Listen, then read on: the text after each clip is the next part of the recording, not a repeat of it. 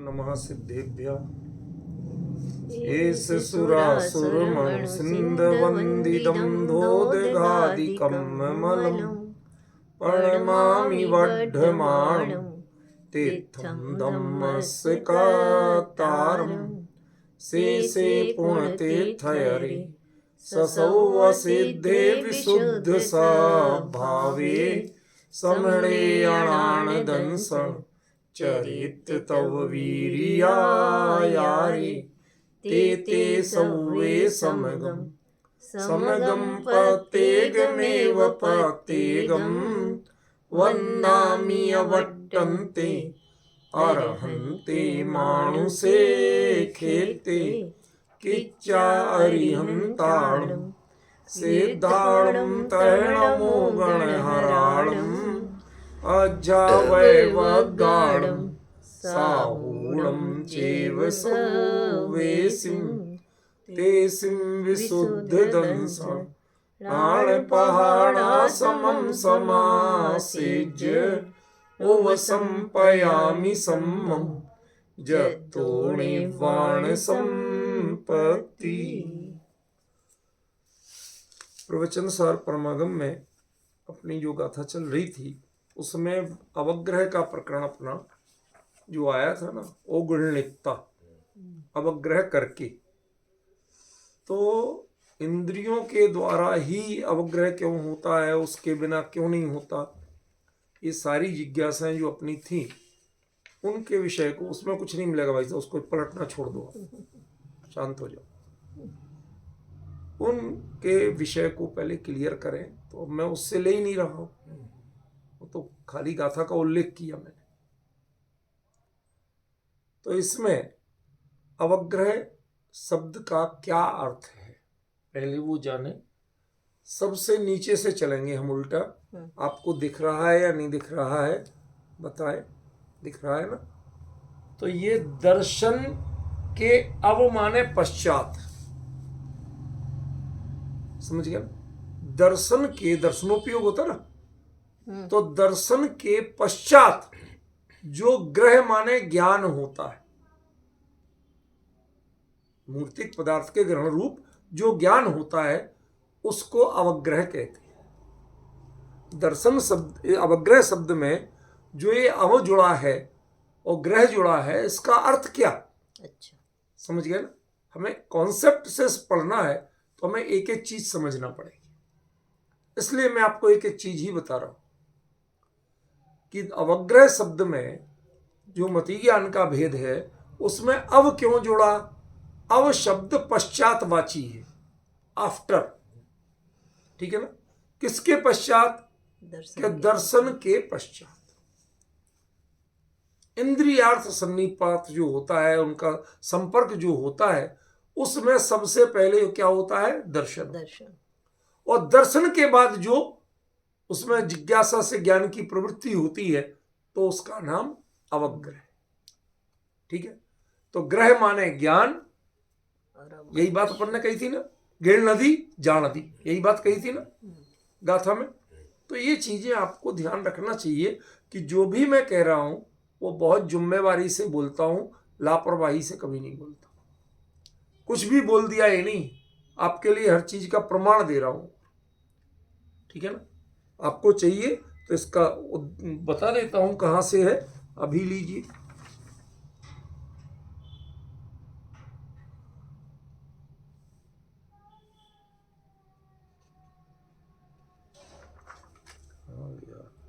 अभी तो मैंने पढ़ के लिखा है,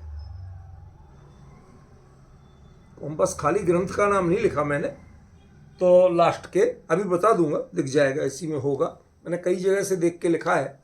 तो ये मतलब मूल में आचार्यों के ग्रंथ का ही कथन है, मैंने तो सरल हिंदी में लिख दी। तो ये तो हो गया अवग्रह शब्द के अव और ग्रह, इसका सामान्य अर्थ, परिभाषा नहीं हुई, सामान्य अर्थ हुआ। अब देखिए, ये एक श्वेतांबर ग्रंथ का उद्धरण है और ये दिगंबरों के मूलागम धवला का उद्धरण है, ठीक है ना। अब थोड़ा थोड़ा आपको ध्यान दे, देखो आज मैंने पहले ही कह दिया था कि आपको बहुत कंसंट्रेशन चाहिए। दाएं बाएं किए तो अभी यार ऊँग आई तो हमें और पहले मूड खत्म हो जाए, इसलिए आज ऊँगना फांगना कुछ नहीं है, ध्यान से सुनना, समझ गए। तो ये उसमें मूल प्राकृत में कहते हैं। अब इसको कोई पढ़े और पढ़ने के बाद देखे कि ये दिगंबर आगम की भाषा और इसमें कोई अंतर है, बिल्कुल ज्यों की त्यों। बात समझ रहे ना। इसका मतलब है कि इनमें जो प्राचीन रूप थे वो आमनाय से जो चले आए थे उनमें कोई अंतर नहीं था। ये तो बाद में बदल बदल के लोगों ने अपनी अपनी पहचान बनाई, समझ गए ना। देखो ई है यहां इस प्रकरण में, किसके, अवग्रह के प्रकरण में, सामण्यस्य रूपादि अर्थस्य, सामान्य कौन, रूप आदि पदार्थ, ठीक है ना, या विशेष निर्वेक्षस्य, जिसमें विशेष से जो निरपेक्ष है, डिटेल नहीं जानना चाहता, इंद्रिय के संपर्क में आते ही जो जाना उतना जान के, एक पिक्चर आई बस उतना, उस पे अभी वर्क शुरू नहीं किया। विशेष निर्वेक्षस्य, अनिर्देशस्य, उसके पास नाम भी नहीं होता, निर्देश भी नहीं होता कि क्या है, पता नहीं है तो नहीं, समझ गए। ऐसे पदार्थ का अवग्रहणम, उसका अवग्रहण करना, उसका नाम अवग्रहो, अवग्रह है। ये नंदी सूत्र की चूर्णी है 25 नंबर की, मैंने जानबूझ के निकाला, पहले लिखा, ये इसलिए खास लिखा कि इनकी और इसकी भाषा में जो उनकी कहीं अर्धमागधी नहीं है, ठेठ स्वर से नहीं, वो दिखाने के लिए भी लिखा और परिभाषा बताने के लिए भी लिखा कि हमारे दोनों आमनायों में अवग्रह का यही स्वरूप माना। अब देखो वीरसेन स्वामी धवला में क्या लिखते हैं, विषयो बाहिरो अट्ठो, बाहरी पदार्थ तो उसका विषय, किसका, अवग्रह, अवग्रह का जो विषय है वो बाहरी पदार्थ, विषयी इंद्रियाणी, और उसको ग्रहण करने वाली कौन है, इंद्रियां हैं। अभी आत्मा नहीं कहा, आत्मा बाहरी पदार्थ को डायरेक्ट जानते ही हैं, वो उनमें जाते ही नहीं। बाहरी पदार्थ विषय है, उनको विषय करने वाली कौन है, इंद्रियां हैं। तेसिन दोर्लंपी, उन दोनों का संपातो, जब मिलन होता है, एक दूसरे के संपर्क में आते, ठीक है, राम राण जनन योग्य अवस्था, उसको ज्ञान को उत्पन्न करने के लिए योग्य अवस्था जो होती है, माने वो जान सके, ऐसी भूमिका बनना, मतलब दर्शन के बाद होना, क्योंकि ज्ञान जनन कब होता है, दर्शन के बाद। तो इंद्रिय और पदार्थ दोनों का संपात हुआ, संपात होने के बाद, रूपल बहन मुझे समय नहीं मिल पाया इतना कि मैं आपको टाइप करके भेजता, इसलिए मैं इतना 1 घंटा बैठ के इतना ही कर पाया। कभी कभी होता है, यूनिवर्सिटी से ही देर से आया, कई बातें रहती हैं, अब सब चीजें सफाई देना आपको जरूरी नहीं है, लेकिन आप लोग ये समझ लो कि कहा तो था मैंने कि मैं भेज दूंगा, पर नहीं हो पाया। कितने ग्रंथों से रेफरेंस, उतने पढ़ते पढ़ते उसमें टाइम लगा, फिर लिखने में टाइम लगा, तो नहीं हो पाया। कोई बात नहीं, अभी सुनो।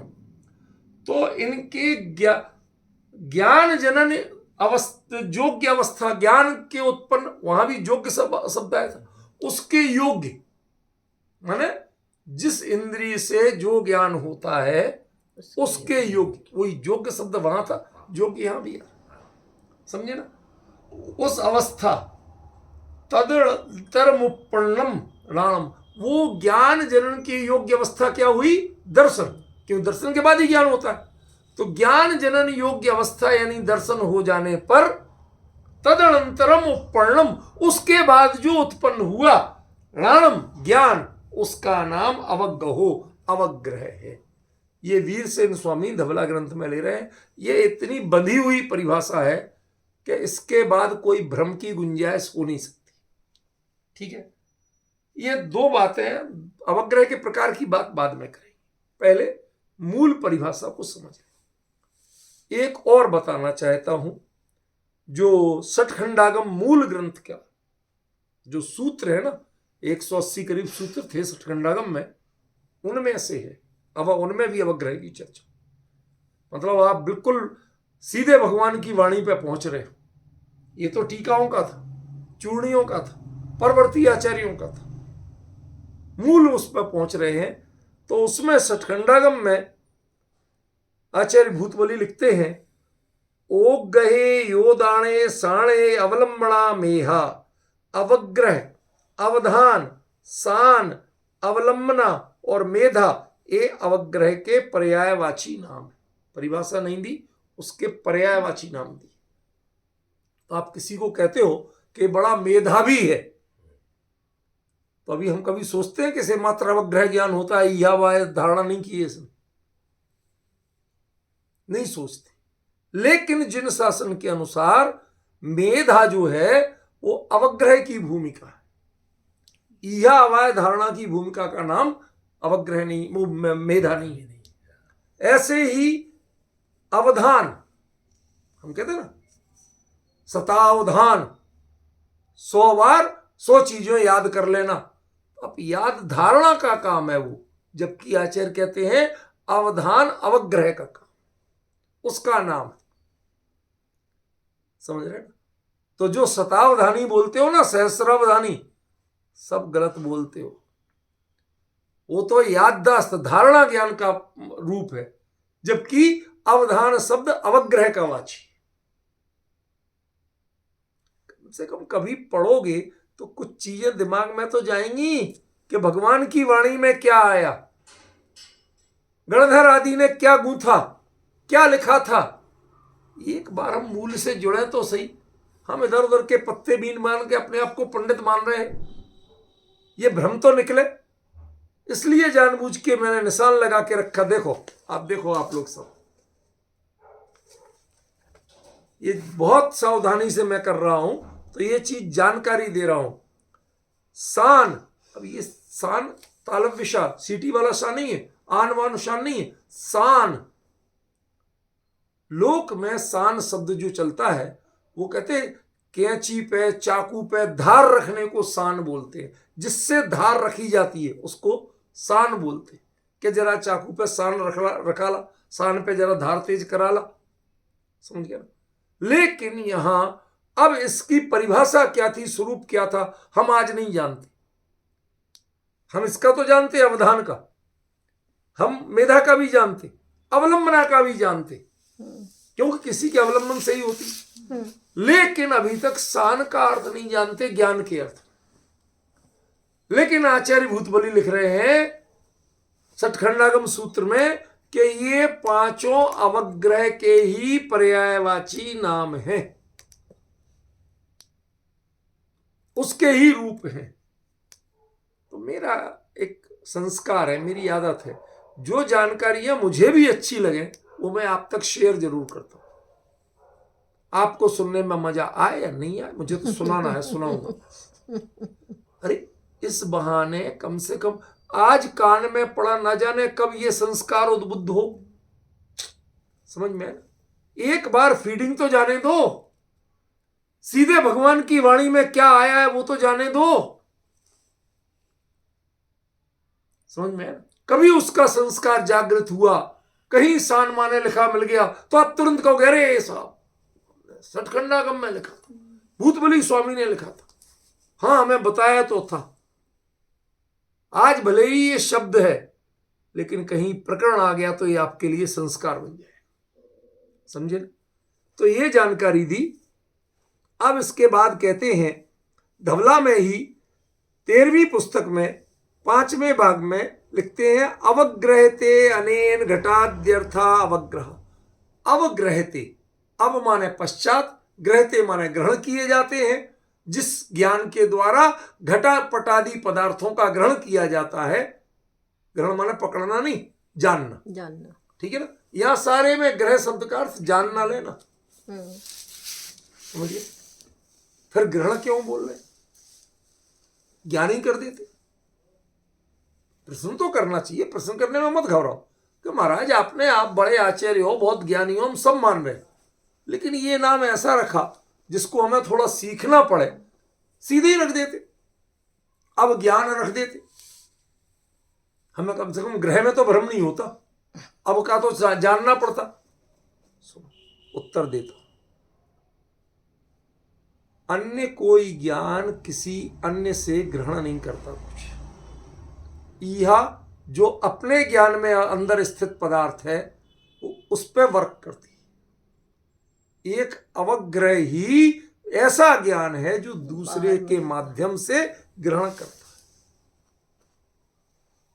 इसलिए उस ज्ञान में ग्रह शब्द जोड़ा, ग्रह धातु जोड़ा, समझे। और कोई भी ज्ञान पर पदार्थ को, वो उसके अपने पास जो चित्र है वो उस पर वर्क करेगा, लेकिन पर पदार्थ को ग्रहण नहीं करता, एक अवग्रह करता। अवग्रह का संबंध सीधा पर से जुड़ता है, आदि ज्ञानों का संबंध पर से नहीं जुड़ता। ये सब बातें आपको बताई थी, आज आपको सारे, मैंने कहा था एक दिन आपको सिर्फ अवग्रह पे लगाऊंगा और पूरा डिटेल समझाऊंगा, तो आज वही काम कर रहा हूं, ठीक है ना। मैंने इसीलिए धवला की पुस्तक भी बताई, आप लोग निकाल सकते हो, ठीक है ना। चलो उसके बाद बताते हैं ज्ञानोत्पत्ति की पूर्व अवस्था, माने ज्ञान उत्पत्ति के पहले की स्थिति। उसमें क्या होता है? विषय विषयी का संपात।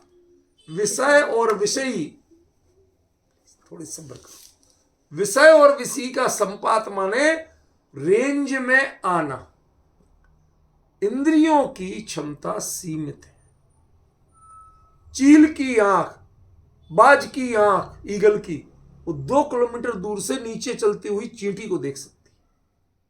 आप देख सकते हो, आप जहां बैठे हो वहां से मेरे पास की चलती हुई चींटी आपको दिखाई नहीं देगी।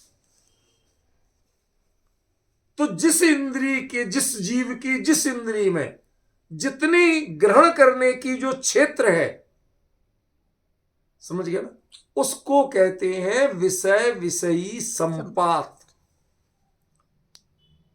रेंज में आना, इंद्रिय की रेंज से बाहर हो तो अवग्रह नहीं, उसको रेंज में लाना पड़ेगा, तब देखेगा। रेंज में नहीं होगा, एवरेस्ट इतनी बड़ी है, दिखती है? नहीं दिखती, क्योंकि रेंज में नहीं, समझ गया ना।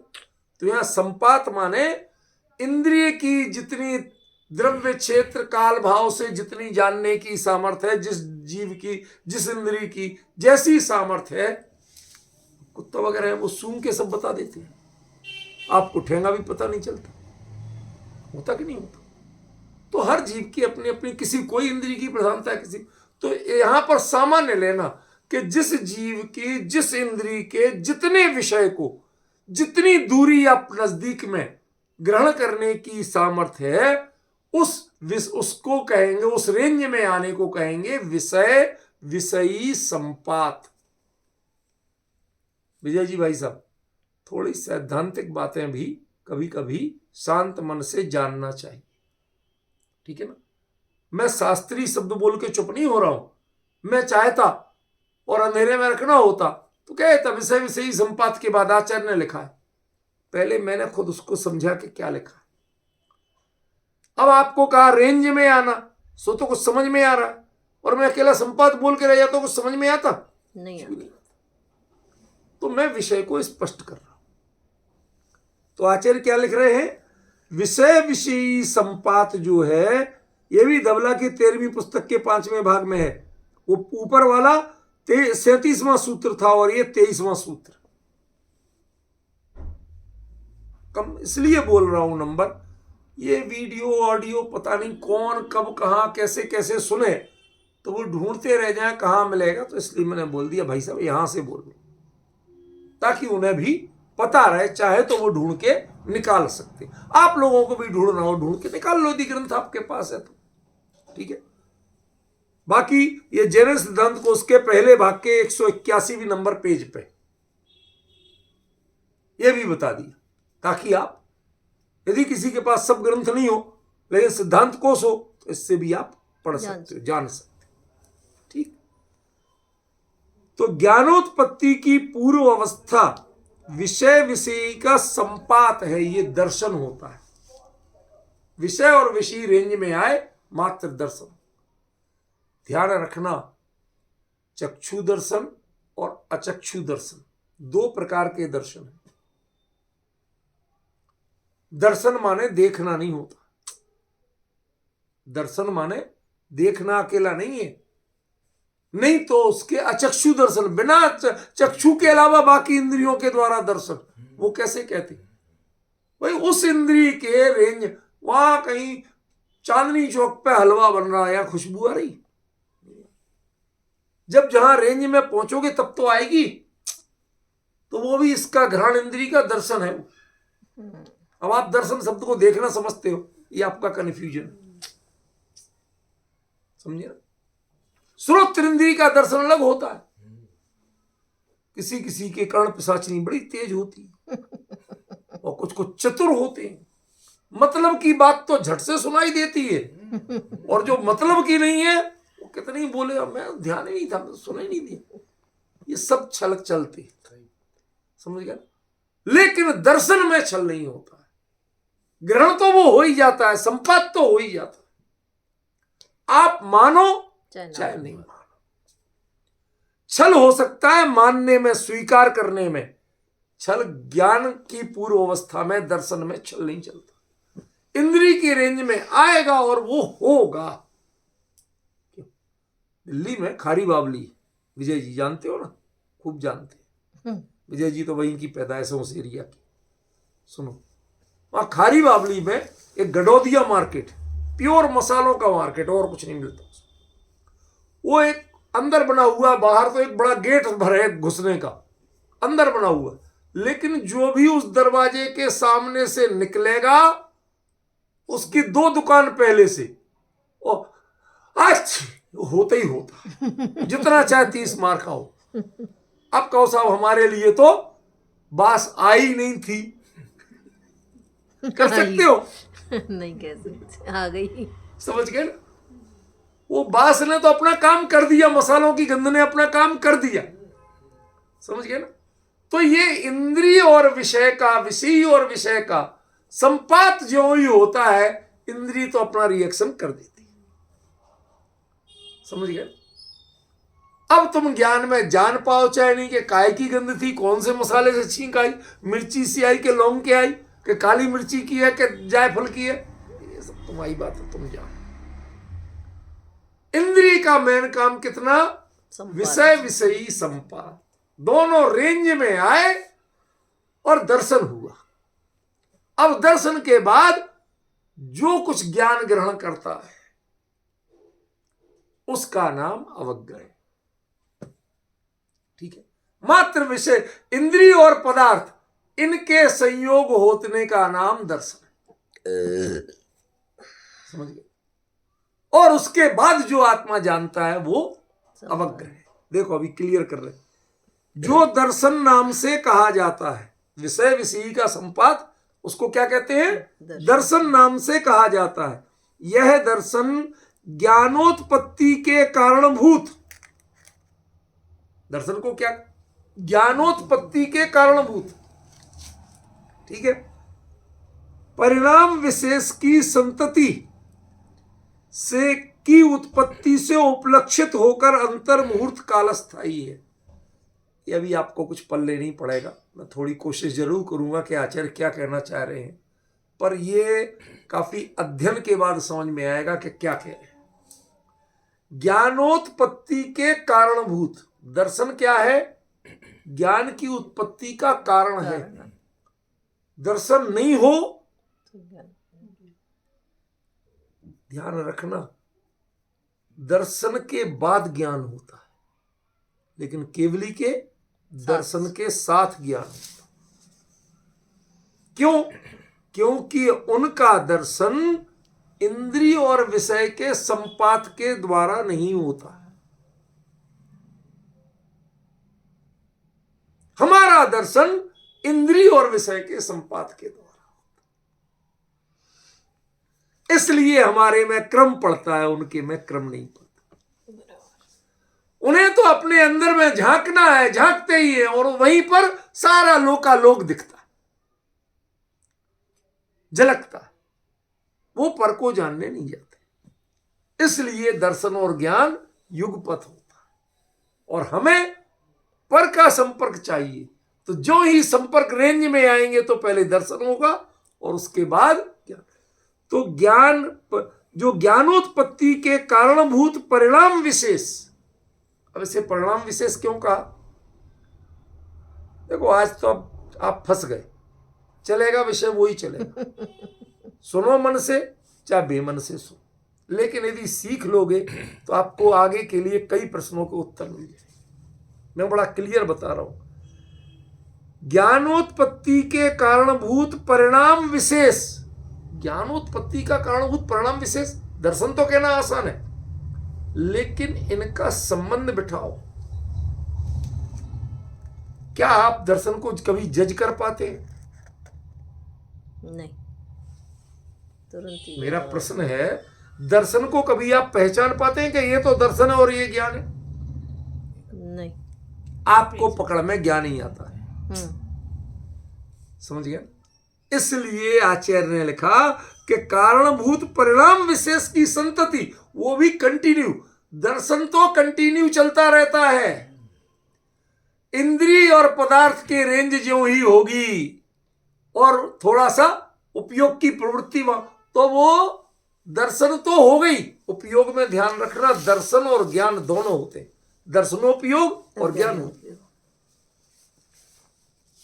तो यदि लब्धुपयोग द्रव्येंद्रियम है, वो भावेंद्रियम है, तो आत्मा के प्रदेश वहां है, तो आपके उपयोग में, वो दर्शनोपयोग में तो आएगा ही आएगा, उसको आप रोक नहीं सकते।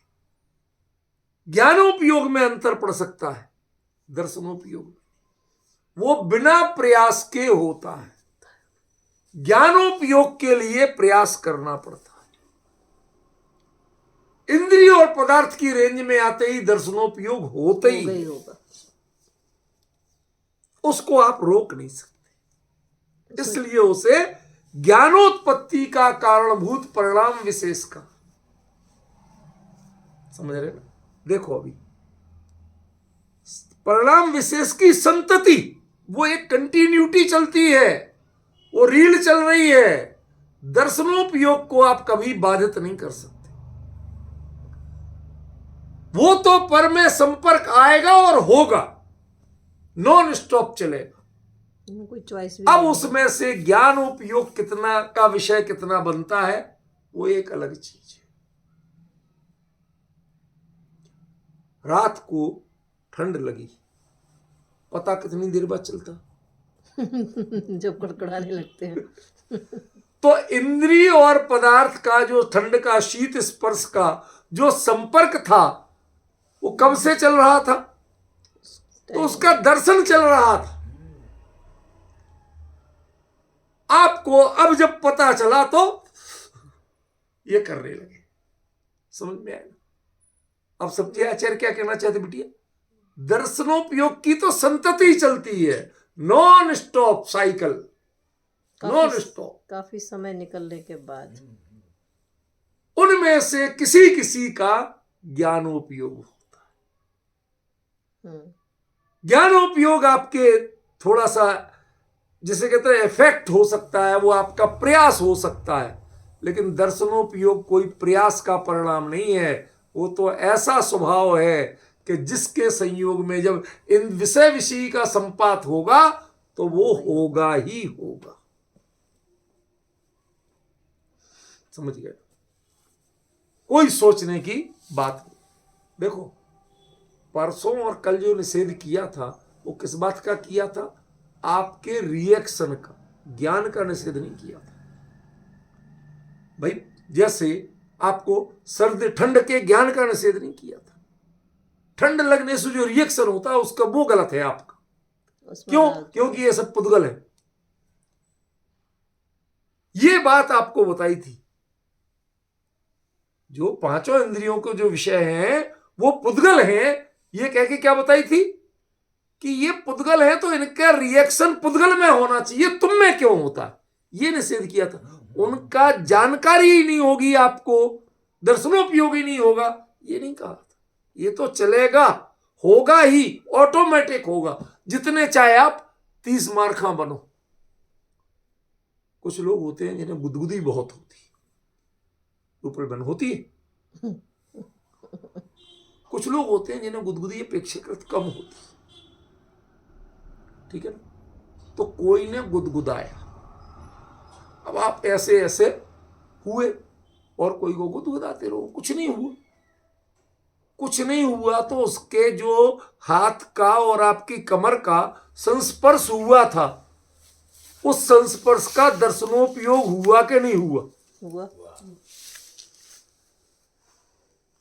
लेकिन ज्ञानोपयोग के बाद रिएक्शन आएगा, दर्शनोपयोग रिएक्ट नहीं करता, समझ गया। उसके वो कारणभूत है ज्ञानोपयोग का। तो उस ज्ञानोपयोग जो हुआ संतति के उत्पत्ति से उपलक्षित होकर अंतर मुहूर्त काल स्थायी, एक जिसका संपर्क आया वो अधिकतम दर्शनोपयोग कितनी देर चलेगा? अंतर मुहूर्त, समझ गए। इसके बाद वस्तु का प्रथम ग्रहण होता है। आज आप शांति से विचार करिए रूपल बहन कि हम ज्ञान कितनी देर बाद करते हैं। इंद्रिय और पदार्थ का संपर्क होते ही दर्शनोपयोग उसके बारे में अपना काम कर लेता है, लेकिन हम उसे प्रॉपरली जान कब पाते हैं? बहुत टाइम, समझ गया। उसके बाद वस्तु का जो प्रथम ग्रहण होता है उसका नाम अवग्रह है। एक परिवर्तन, जैसे चक्षु के द्वारा यह घट है, यह घट है, ऐसा कैसा घड़ा है, अच्छा है, ये कुछ नहीं, बस घड़ा। ये भी नाम देना पड़ा, नहीं भी देते नाम तो अभी अवग्रह ही कहलाता। आप किसी चीज को नहीं जानते हो क्या कहलाता है, तो उसका ज्ञान हो रहा कि नहीं हो रहा? हो रहा है। वही जो दिखाई दे रहा, दे तो रही है ना, अब उसको कहते क्या है ये हम नहीं जानते, लेकिन अवग्रह तो हो ही रहा ना, समझे। अवग्रह कोई उसकी परिभाषा नहीं करता, डेफिनेशन नहीं बताता, बस जो मिला दर्शनोपयोग से, जो फीडिंग मिली और उसको जाना, तो उसका नाम अवग्रह है, ठीक है ना। जहां घटादि के बिना रूप, दिशा, आकार आदि विशिष्ट वस्तु मात्र के ज्ञान के द्वारा अनध्यवसाय रूप से जानी जाती है, वहां भी अब अनध्यवसाय किसे कहते हैं? पहले बताओ, अनध्यवसाय की परिभाषा जानते हो? कोई चीज हमें जानकारी में तो आई, लेकिन हमने उसे जानने की कोशिश नहीं की कि क्या है, माने या नहीं की, ठीक है ना। उस स्थिति को क्या कहते हैं? अनध्यवसाय। अध्यवसाय माने जानना प्रयास पूर्वक, और अनध्यवसाय माने इग्नोर कर देना, समझ गए। तो वो जो अनध्यवसाय है उसके रूप में जानी जाती है। तो अनध्यवसाय की स्थिति में भी जो ज्ञान हुआ तो वो भी अवग्रह तो हुआ ही। आप हमें ज्ञान नहीं हुआ ये नहीं कह सकते, ज्ञान तो हुआ, अवग्रह वाला तो है। हमें ये पता नहीं कि क्या जाना। आप चलते हुए तिनका विनका कोई पैर में लगा तो हर एक का निर्णय करते हो, ऐसे उठा के देखते हो कि क्या है, पहचानते हो काय का है, कुछ है, जानकारी हो जाती है, कुछ हुआ, बस। तो वो वहां तक अनध्यवसाय है, लेकिन वो भी अवग्रह है। वह मति ज्ञान की पहली भूमिका, पहली स्टेज, ठीक है। आगे देखो, न्याय दीपिका में कहते हैं इंद्रिय और पदार्थ के संबंध होने के बाद उत्पन्न हुए सामान्य अवभास, सामान्य अवभास, उसमें डिटेल कुछ नहीं होता। दर्शन के अनंतर उत्पन्न होने वाले अवांतर सत्ता जाति से युक्त, अब ये थोड़े सा कठिन शब्द है, अभी खुलासा करूंगा। अवांतर सत्ता जाति से युक्त वस्तु को ग्रहण करने वाले ज्ञान विशेष को अवग्रह कहते हैं। अवांतर सत्ता क्या है? अवांतर सत्ता क्या है? कुछ आइडिया लग रहा? नहीं, सुनो अभी बताता हूं। बहुत सरल है, बहुत सरल है। एक बात बताओ, आत्मा अरूपी है कि रूपी है? अरूपी। ज्ञान अरूपी है कि रूपी है? अरूपी है। ज्ञान भी अरूपी, आत्मा भी अरूपी, और रूपी पुद्गल को जानता। अरे भले आदमी तेरे में वो जो चीज है ही नहीं। भाई आपसे कहें हवा में लिखो, भाई ब्लैक बोर्ड पे तो लिख सकते हो, व्हाइट बोर्ड पे लिख सकते हो, हवा में क्या लिखोगे? नहीं लिख सकते ना, पक्का लिख सकते हैं। ज्ञान तो, ज्ञान में तो कोई स्लेट है ही नहीं, कोई मूर्तिकपना है ही नहीं, उसमें आकार कहां से आता? वो तो अवांतर सत्ता है, तुम्हारी अंतर सत्ता कहां है? अब पॉइंट समझिए क्या कह रहे हैं? अंतर सत्ता माने जो मेरा स्वरूप है वैसा होना अंतर सत्ता। वो अवांतर सत्ता है, आपसे बिल्कुल जाति से, स्वरूप से सबसे भिन्न है, और उसका ज्ञान हो रहा है। होता कि नहीं होता? तो ये तो वही हो गया ना, हवा में लिखने वाला काम हो गया कि नहीं हो गया? अरे भाई तुम जो किसी को होली खेलते हो तो किस में, हवा में उड़ाओगे तो क्या फायदा? कोई का गाल मिले और लगाओ तो समझ में आता, समझ में है ना? पेंटर को दीवाल मिले और लगाए तो समझ में आता है। अब ना गाल मिल रहा ना दीवाल मिल रहा, फिर भी पोते जा रहे हो ज्ञान में। लेकिन आप उसमें कल्पना नहीं करते कि हाँ ऐसा कुछ हो सकता है, लेकिन ज्ञान में ऐसा ही होता है। वो अरूपी है, अमूर्तिक है, लेकिन मूर्तिक इंद्रियों के द्वारा उसे जब फीडिंग मिलती है दर्शनोपयोग के द्वारा, तो बाकायदा वो सारे रंग जानता। जानता कि नहीं जानता? जानता। आत्मा में रंग है, अरस मरूम गंधम अबत्तम चेदना गुणम सद्दम। कहा कि नहीं कहा? अलिंग रण की गाथा में आत्मा किसी लिंग यानी चिन्ह से ग्रहण नहीं करता, कर ही नहीं सकता। वहां ये कह रहे, और यहां क्या कह रहे कि वह अवांतर सत्ता, उससे जो भिन्न जाति की सत्ता है, उसको ग्रहण करता है।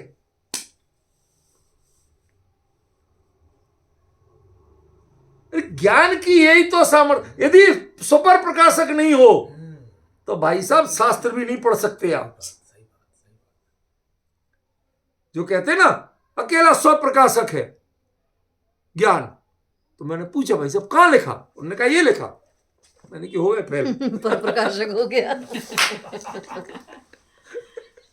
बात समझे ना? लोगों को फंसाने के लिए न्याय वालों के पास बड़े आसान तरीके होते हैं। उनकी टांग उनके गले में फंसा दो। उनसे पूछा कि भाई साहब आप बता रहे हो कहीं पढ़ा लिखा भी है? अरे पढ़ा है, देखो ये लिखा है। तो ये तो अवांतर सत्ता हो गई ना, पर प्रकाशन हो गया ना। तुम्हें पढ़ना आता है, तुम्हारे ज्ञान में ये झलकता है, कैसे कह दिया? वो जो कहा कि आत्मा आत्मा के अलावा नहीं जानता, इंद्रिय ज्ञान ज्ञान नहीं है, वो क्यों कहा? स्वरूप में वैसा नहीं है। आत्मा अमूर्तिक है, ज्ञान अमूर्तिक है, उसके बावजूद उसमें दर्शन में और सिद्ध किसी में और वो सामर्थ्य नहीं है जो ज्ञान में है, कि वो स्व और पर दोनों का प्रकाशन करना जानता है। इसलिए अवांतर सत्ता को भी जानता है। अंतर सत्ता को तो जानता है, अवांतर सत्ता को भी जानता है। ये वस्तु, ये सिद्धांत की बात है भाई साहब। ऐसे चीजें पढ़ा करो कभी कभी, नहीं तो पता नहीं चलेगा कि जैन दर्शन सिद्धांत में कहता क्या। ख्याल में आया ना? अभी लो, अभी तो और चलेंगे, घबराना मत, चाहे 1 घंटा इसी में हो जाए। द्विविधो अवग्रह, इधर दिया ना, 2 प्रकार का अवग्रह है। विशदो अविशद अवग्रह भेदेन, एक विशद अवग्रह एक अविशद अवग्रह, ऐसे ही दो भेद और कहे, अर्थावग्रह और व्यंजनावग्रह। ठीक है ना। तो व्यंजन किसे कहते हैं? क्यों बिटिया, लड्डू पेड़ा है या ऐसा कुछ नहीं है, कुछ खाने नहीं मिल रहा, चिंता मत कर। व्यंजनावग्रह में किसी लड्डू पेड़े का ज्ञान नहीं होता है। जो व्यक्त है और अव्यक्त है, ठीक है ना। जो अव्यक्त है माने क्लियर आपको दिखाई नहीं देता, समझिए। बताओ, मेरा शब्द आपके कान तक जा रहा है, कहां से जा रहा है? दिखाई दे रहा? नहीं दे रहा। लेकिन बीच में हाथ लगा दें तो रुक जाता है कि नहीं रुक जाता है? टकराता है? हाँ, वो तो होता है, लेकिन उसके बावजूद पता नहीं चलता। तो जो अव्यक्त अदृष्ट ऐसे विषयों का जो ज्ञान होता है उसे व्यंजन अवग्रह कहते हैं। और स्पष्ट अर्थ का जो ज्ञान होता है, जो पदार्थ सामने दिख रहा, क्या है ये है, देखो, अर्थावग्रह। समझ गया ना। चक्षुर इंद्रियाभ्याम, वो चक्षु और अनिंद्रिय मन, ये दो उसमें काम नहीं करते। व्यंजनावग्रह कौन कौन? चक्षु और मन। जब चक्षु देख ही नहीं पाएगा तो मन उसमें क्या दिमाग लगाएगा, क्या सोचेगा? उसे तो कल्पना करने, कुछ भी करना हो तो उसको कुछ पता तो चले। तो वो चक्षु और मन इन दो से नहीं होता, वो चार इंद्रियों से होता। क्यों? क्योंकि चार इंद्रियों के विषय मूर्तिक होते हुए भी दिखाई नहीं देते। शब्द गंध दिखाई देती नहीं देती। रस दिखाई देता है? अरे रस, गन्ने का रस भले ही दिखाई दे, रस मन मिठास है, मिठास उसमें दिखाई देती है। वैसे ही गाढ़ा रस हम किसी और चीज का भी दे सकते हैं और वो तीखा हो सकता है। समझ गया ना। तो रस माने मीठा ये नहीं है, रस तो मिठास का नाम है। वो मिठास आपको आज तक नहीं दिखी। जीव उसका स्वाद लेती है, जानती है, लेकिन दिखती नहीं। समझ गया। तो ऐसे अर्थावग्रह और व्यंजनावग्रह दो भेद ये किए, वो बता दिए। अब जरा विशद और अविशद अवग्रह का अर्थ भी समझ लो। ये नाम कभी सुने थे? अर्थावग्रह व्यंजनावग्रह तो आता है, लेकिन विशद और अविशद अवग्रह नहीं आता है जिनवाणी में। लेकिन हम हमारी जो जानकारी है ना, वो 10 लक्षण में तत्वार सूत्र सुन लेते हैं धर्म के दिनों में, उनमें जितने आ गए सो वही है, और जो नहीं आए तो नहीं है भैया। जिनवाणी में बहुत कुछ है भाई। मुकेश जी थोड़ा याद रखना। सुनो, विशद अवग्रह निर्णय रूप होता है। पदार्थ के बारे में शुरुआत से ही वो क्लियर जानता है। ठीक है ना। मेरा मोबाइल नहीं मिल रहा, आपने देखा क्या? वो तो रखा, तो आपने अभी नजर डाली है, देखते ही जो अवग्रही हुआ है, लेकिन आपको ये पता है मोबाइल है। अनिर्णय नहीं है, अस्पष्टता नहीं है, ये है क्या समझ में नहीं आ रहा, ऐसा नहीं है। समझ गया ना। फर्स्ट साइट, पहली बार देखते ही जो ज्ञान हुआ वो भी क्लियर है, क्योंकि पूर्व परिचित विषय है या अन्य कारण से। ठीक है ना। तो वो क्या है? विशद अवग्रह। विशद माने स्पष्ट, निर्मल, ये पर्यायवाची शब्द। ठीक है ना। तो विशद अवग्रह निर्णय रूप होता है। अनियम से यह अवाय और धारणा की उत्पत्ति का कारण है। अनियम से, नियम से नहीं, अनियम से। अनियम से माने आप करो यह अवाय धारणा तो करो, और ना करो तो ना करो, मर्जी तुम्हारी। ठीक है ना। वो अपने को, आपको चीज तो हमने अवग्रह में ही क्लियर बता दी कि क्या है क्या ये। अब इसके बाद में आपको जानना है कि मेरे ही है कि नहीं है, इसे किसी ने छेड़ा तो नहीं है, जानो करो। और नहीं है तो आपने लेके अपने पास रख लिया, हो गया बस। तो वो अनियम से यह अवाय और धारणा का कारण है। भाषा, आयु, रूपादि विशेषों को ग्रहण ना करके, क्या भाषा, आयु और रूप, इनके आधार पे जो हम जानते हैं, किसी का निर्णय करते हैं, वो हमने कुछ नहीं किया, हमें पता ही नहीं चला। ठीक है ना? तो वो क्या हो गया? अविशद। अविशद हो गया, अस्पष्ट हो गया। लेकिन एहसास तो हमें ज्ञान का विषय तो बन ही रहा है। ऐसा तो नहीं है ज्ञान का विषय नहीं बनता। क्यों? कभी पीठ पे खुजली हो, वहां तक हाथ पहुंचता? नहीं पहुंचता। छू पाते? नहीं छू पाते। देख पाते? नहीं देख पाते। ज्ञान होता, पर ज्ञान तो होता है। क्या हुआ? फुंसी हुई, किसी कीड़े ने काटा, चींटी ने काटा, कुछ पता नहीं है आपको, लेकिन ज्ञान तो हुआ ना। ऐसे, ठीक है ना?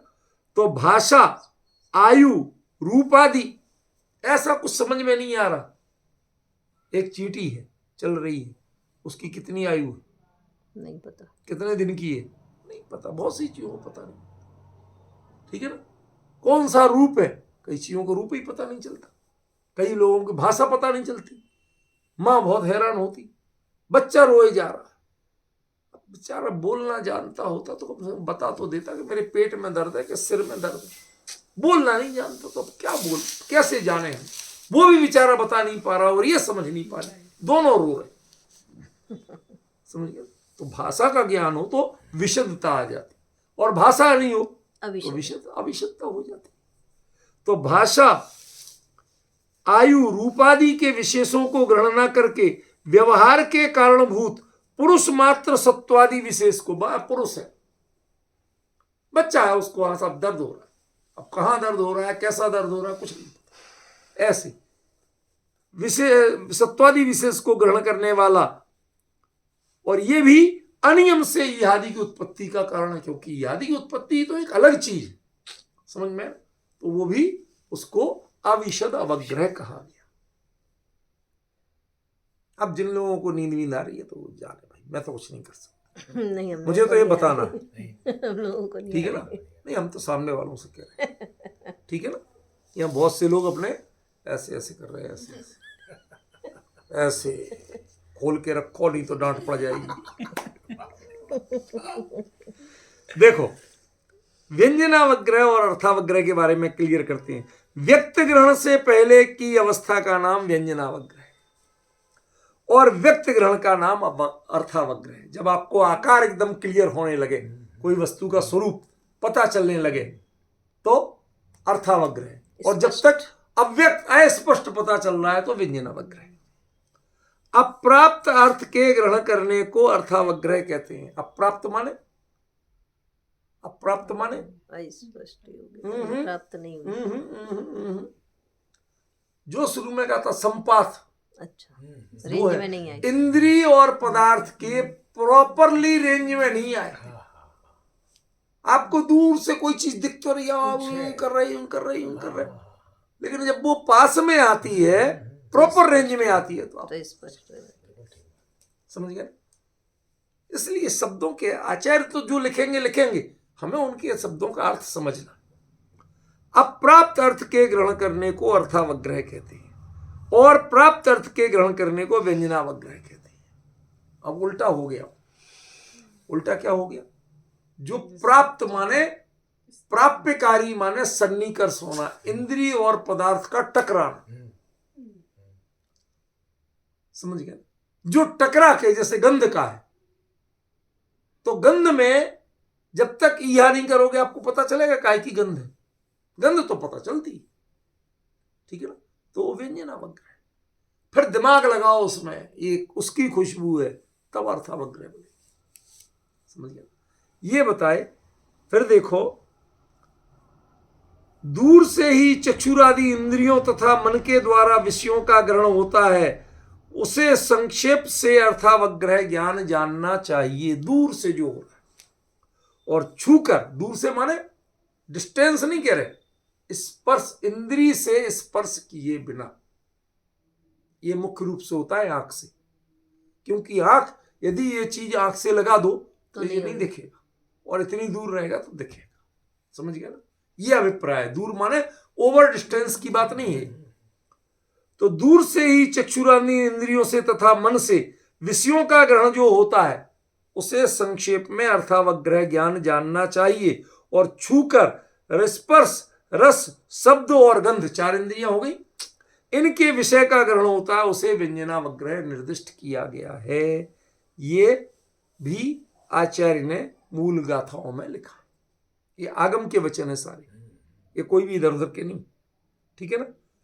तो हमने आपको इतना जो बता दिया, इसके अलावा विस्तार बहुत है, उसमें स्वामित्व आदि का वर्णन किया गया, हम उस सब में नहीं जाना चाहते। इस सारी चर्चा का निष्कर्ष इतना जानना कि जो अवग्रह है वह अवग्रह पहले इंद्रिय और पदार्थ का जो संपर्क हुआ उससे दर्शन हुआ, और दर्शन ने आपको ज्ञान को जो फीडिंग दी उससे अवग्रह होता है, ठीक है। इसमें पदार्थ की आवश्यकता है, इसमें इंद्रिय की आवश्यकता है। इंद्रिय माइनस कर दोगे तब भी नहीं होगा। सुना करो जरा, मैं क्या कहना चाहता हूं, बीच में मत बोलो। इंद्रिय माइनस कर दोगे यदि, तो फिर दर्शन के दो भेद ही नहीं बनेंगे, चक्षु दर्शन और अचक्षु दर्शन। अचक्षु में बाकी इंद्रियां हैं और चक्षु में चक्षु। इसका मतलब है कि अवधि दर्शन और केवल दर्शन छोड़ दो तो संसारी जीवों के क्या होता है, चक्षु दर्शन और अचक्षु दर्शन। और ये दोनों क्या बता रहे कि ये इंद्रियों से ही होते हैं, इंद्रियों के बिना नहीं। ये बात तो क्लियर हो रही ना। अचक्षु माने चक्षु के अलावा बाकी स्पर्श, रस, गंध और शब्द, बस वर्ण को छोड़ दो, ठीक है ना। ये सारे हैं अचक्षु दर्शन और वर्ण है चक्षु दर्शन, ठीक है ना। तो ये आचार्य ने जो बताए कि जो दर्शन है छद्मस्थ जीव को, संसारी जीव को जो दर्शन होता है वह इंद्रिय और पदार्थ के संपात से ही होता है। एक बात क्लियर हो गई। इसलिए दर्शनोपयोग में पदार्थ की और इंद्रियों की जरूरत है। लेकिन दर्शनोपयोग से जब ही जीव आगे बढ़ता है वहां ज्ञान स्वाधीन काम करने लगता है, उसे पराधीनता नहीं होती। फिर उसे पदार्थ नहीं चाहिए, इंद्रियां नहीं चाहिए। आप कहें कि भाई हमें एक बार में गंध समझ में नहीं आई थी, तो हम जरा जोर से सूंघ रहे, तो वो भी अवग्रह ही हो रहा है, वो नया अवग्रह हो रहा। उसके बाद जो यह अवय धारणा होगी वो अंदर में जो नॉलेज अवग्रह ने जो भेज दी उस पे हो।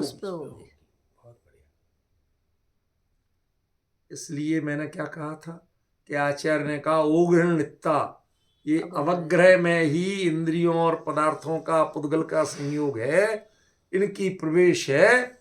यह अवाय धारणा और आगे के जो ज्ञान है वो स्वाधीन काम करते हैं, वो पराधीन नहीं करते। ये कॉन्सेप्ट यदि समझ में आ गया तो आप तय जान लेना कि आपके लिए जो आचार्य प्रवचन सार में कहना चाहते हैं ओगृहणिकता, इसको अलग जात बाहर कर रहे हैं अवग्रह को, और यह अवाय धारणा को अलग कर रहे, उसका रहस्य समझ में आ जाए, ज्ञान की स्वाधीन और पराधीन प्रवृत्ति समझ में आ जाए। यही तो बताना उद्देश्य था अपना, ख्याल में। ये जो विशेषताएं हैं ये पुद्गल की हैं, ये तुम्हारी नहीं। अब उनका ज्ञान कर सकते हो तुम, लेकिन ज्ञान के साथ उसका रस कैसे ले सकते हो? रस का ज्ञान और रस ये दोनों एक ही चीज हैं नहीं। पर आप तो मजे लेते हो, मनपसंद टेस्ट की चीज मिल जाए तो मजे लेते हो कि नहीं लेते हो?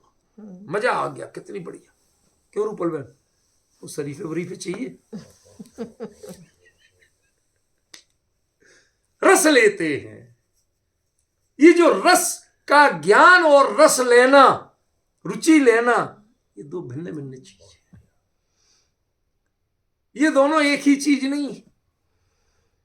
संगीत का ज्ञान और संगीत में रस लेना, झूमना, ये एक ही चीज नहीं, भिन्न भिन्न चीजें हैं।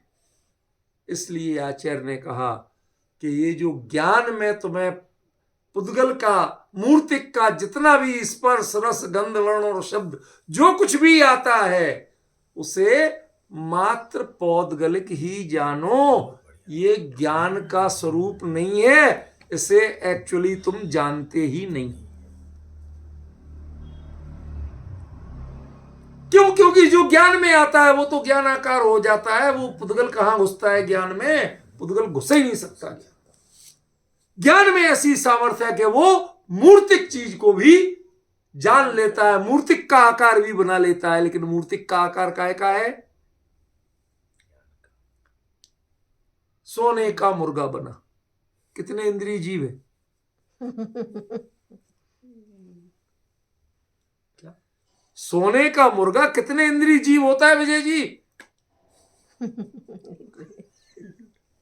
यही कहते कहते यार झंझट के प्रश्न बहुत पूछते हो। अरे मुर्गा पंचेंद्रिय होता है लेकिन सोने का मुर्गा नहीं होता।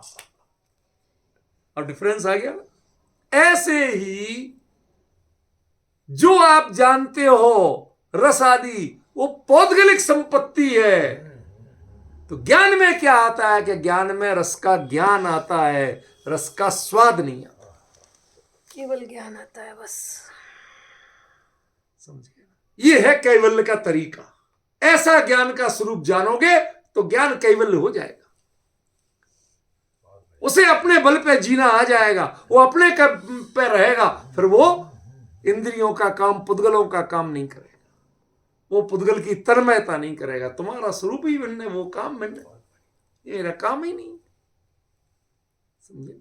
ये मर्म आचार्य देव ने बताना चाहा प्रवचन सार की उन गाथाओं, जो अपनी पिछले 3-4 दिनों से चल रही है। कल भी चली बात, भले अगली गाथा थी वो, लेकिन उसके बीच का ये मैटर था अवग्रह का, जो मुझे ख्याल कराना था आपको कि आचार्य ने ओगणलिप्ता ही क्यों बोला, मति ज्ञान के द्वारा क्यों नहीं बोल दिया। वो मति ज्ञान कहते तो चारों भेद आ जाते। ज्ञान यदि पराधीन है तो वो सिर्फ अवग्रह की भूमिका में है। इहावाय धारणा में भी ज्ञान पराधीन नहीं है। उसको कैवल्य का अनुभव कराना है तो करा सकते हो। समझिए? ये मति ज्ञान ही है जो आत्मा का अनुभव करता है। उसमें ना अवग्रह होता है, ना ईहा होती है, ना अवाय। जिसका अवग्रह नहीं है उसमें ईहा अवाय धारणा की जरूरत ही नहीं। फिर तो सीधा ज्ञान ही होता है मात्र। चूंकि वो केवल नहीं है, चूंकि वो अमूर्तिक को जान रहा है, इसलिए अवधि मनप्रय भी नहीं है। शब्द ध्यान देना, क्या कह रहा हूं? बिल्कुल नपे तुले, डेफिनेशन नहीं बता रहा हूं। क्या? चूंकि वह अमूर्तिक को जानता है इसलिए अवधि मनप्रय भी नहीं है। ठीक है? और चूंकि वह संपूर्ण प्रत्यक्ष नहीं हुआ है इसलिए केवल ज्ञान भी नहीं है। फिर भी उसे, इसलिए इस अपेक्षा से उसे मति श्रुत कुछ भी कह लो, खरे खरवै ना मति है ना श्रुत है, ज्ञान है। ज्ञान है। बस ये ज्ञान के ज्ञानपने को बढ़ाते जाओ, केवली बन जाओ। ज्ञान को अवग्रह के झंझट से मुक्त कर दो, केवली बन जाओगे। ऐसा मंत्र, ऐसा रहस्य केवली बनने का। आपने तो 14 गुण स्थान, पहले मूल गुण पालो, फिर देश व्रत करो, महाव्रत करो, पता नहीं कितनी कितनी कष्ट कल्पनाएं बताते। कुंद ने बताया केवली बनने का तरीका इतना सा है। भरत ने कुछ नहीं पाला था, इतना सा किया था, हो गए थे केवली। समझ में आया? आदिनाथ पालते रहे तो 1000 साल लग गए। होना तो इतने से में ही था। इसलिए जैन दर्शन ने केवली होने की जो कला है वो प्रवचन सार में भेद खुला है और कहीं नहीं खुलता। ज्ञान कैवल्य को कैसे प्राप्त होता है? ऐसे प्राप्त होता है। ये पहचानो तो तुम्हें केवली होने की कला मिलेगी, नहीं तो नहीं मिलेगी। ख्याल में विशेष चर्चा।